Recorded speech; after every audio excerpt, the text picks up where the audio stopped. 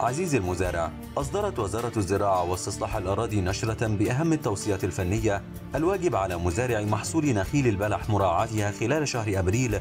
تمثلت فيه أهم العمليات: عزيق سطح التربة، قطع عزوق النخيل الذي ينمو متأخرا والقريب من قلب النخلة والضعيفة، ويترك 6 إلى 8 عذوق على النخلة الواحدة، ووضع كل عذوق نخلة على سعفة وتوجيهه على النخلة.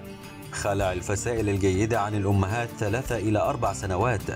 الاستمرار بخلع الفسائل الميتة للموسم الخريفي وزراعة فسائل سليمة وحديثة بدلا منها وريها مباشرة. الاستمرار بزراعة فسائل النخيل للأصناف التجارية المرغوبة في المشاتل لإنتاج أمهات النخيل. الاستمرار بزراعة فسائل بين الأشجار القائمة بهدف إخلاف القديم منها وريها مباشرة بعد الزراعة. الاستمرار بإجراء عملية التلقيح للنخيل لمختلف الأصناف مع ضرورة خلط حبوب اللقاح مع مبيد لمكافحة الإصابة بالحميرة. التسميد: يمكن تكملة متطلبات النخيل السمادية للشهر الماضي، ويستحسن أن تكون في أوائل الشهر وعدم التأخير. الري بالتنقيط 4 نقاط في 8 لتر للساعة في شهر مارس 64.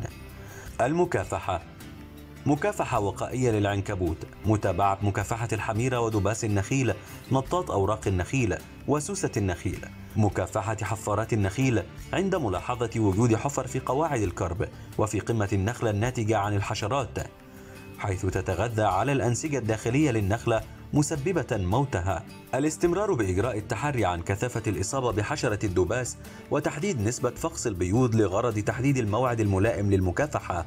مع تحيات قطاع الإرشاد الزراعي وزارة الزراعة واستصلاح الأراضي، أعد المادة العلمية المعمل المركزي للنخيل.